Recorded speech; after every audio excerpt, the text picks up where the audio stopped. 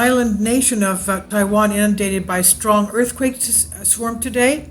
Magnitude 6.3 and strong aftershocks. 5 magnitude after in the same hour, and smaller ones, and they're still rocking. The island is rocking with these aftershocks, and as a result, Taiwan sent a warning saying that the residents should be careful because there could be a big one coming. Taiwan, as we know, is off the coast of China, south of Japan. A tsunami warning issued for Taiwan after a huge earthquake struck near the island, but it was later retracted. The warning was sent to residents via the NERV disaster prevention app, and the earthquake's epicenter struck around the island of Taiwan, local time 1322. It was originally estimated to be 7.7 or higher, according to the Japan Meteorological Agency, before being raised to above a 7.9 magnitude. The alert read, "This is an earthquake early warning. There is only a short time before the strong quakes come. Please check the timeline after ensuring safety.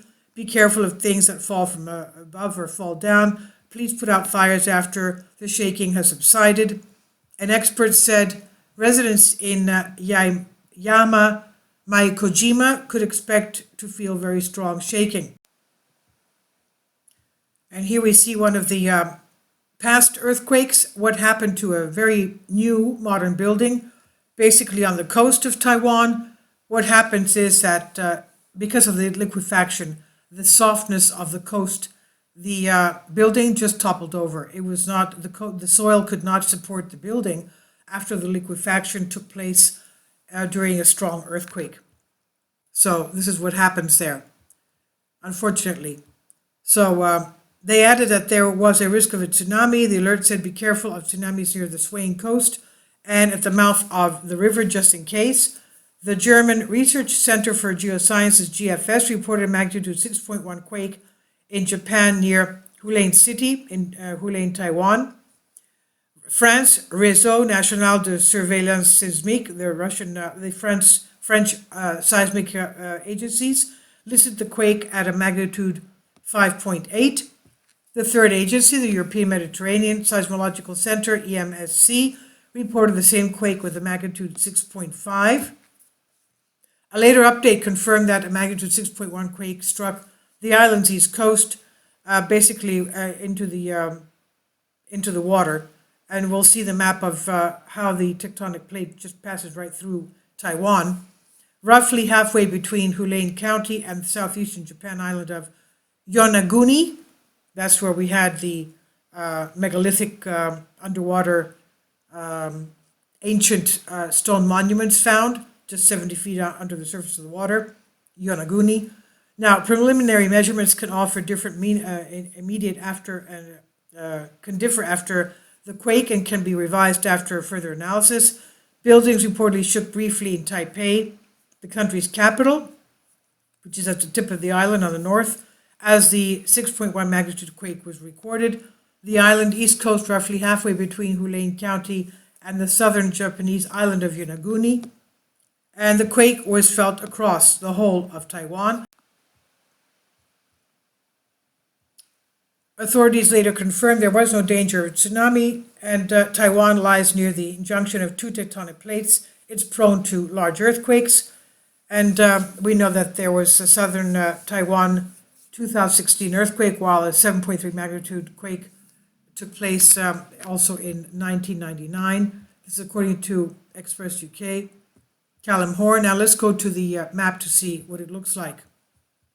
Here we are. This is the 6.3. Not 6.1, 6.3. And just about an hour later, we had the 5 magnitude aftershock. This is not Japan. It says here Japan. I think they've got the wrong map here. Okay, 4.6 Yonaguni, Japan. And this is Hualien right here. Okay, that was about a week ago, 4.2. And this is Taiwan. It's not Yonaguni. Okay, I don't know if these islands are Taiwan or Japanese islands, but anyway, Okinawa is definitely Japan. Here we are, Japanese. Okay, Japan. And Japan also had this quake today, I think 5.2 magnitude. And going back here, this is South Korea. And this is our earthquake swarm today in Taiwan. Right here, Manila, Philippines. You can see that also being active today. Okay, 5.5, 4.7. The Pacific Ocean has most of the world's earthquakes and volcanic eruptions. So this is it. Now going to the map, you'll see what it looks like. 6.3, and this is it. The frequency of the 6.3, and going in a little bit more. Unfortunately, the USGS stops that in that square, but you can see the coastline of China has been shaken as well. Okay, this thing here, Shenzhen is right there. This area here, Hangzhou. Okay, South Korea is here. Okay, going back to our, well, no, maybe you can see the fault lines, right? The tectonic plates right there. And the fault lines right here. This one goes right through the island, right here. And going back to the big one, 6.3. 22 people reported feeling it to USGS. Ground failure, little or no area affected. Liquefaction, little or no area affected because of that. And we don't have a tsunami warning. Okay, so this is what's happening there. The Philippine Sea Plate bordering larger Pacific Eurasian plates in the smaller Sunda Plate. The plate is unusual in that its borders are nearly all zones of plate convergence. The Pacific Plate is subducting into the mantle south of Japan, right here, beneath the Izu Bonin and Mariana Island arcs, which extends more than 3,000 kilometers along the eastern margin of the Philippine Sea Plate. The subduction zone is characterized by rapid plate convergence and high-level seismicity extending to depths over 600 kilometers. And in spite of this extensive zone of plate convergence, the plate interference has been associated with a fewer than 8 magnitude plate megathrust earthquakes. This low seismic energy release is thought to result from weak coupling along the plate interface, and these convergent plate margins are also associated with unusual zones of back arc extension and decoupling the volcanic island arcs from the remainder of the Philippine Sea Plate.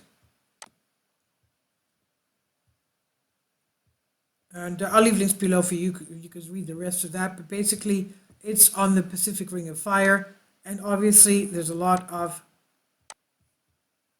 activity there. That's Japan. And that's the Pacific Ocean. Okay. Please leave your comments, and thank you for your support. Kindly support my Patreon account. The daily posts are 5 videos daily, and they are totally different from what I have on my YouTube channel. Thank you so much for your support and that you find all my content so interesting. You'll find the Patreon account details in the description box below.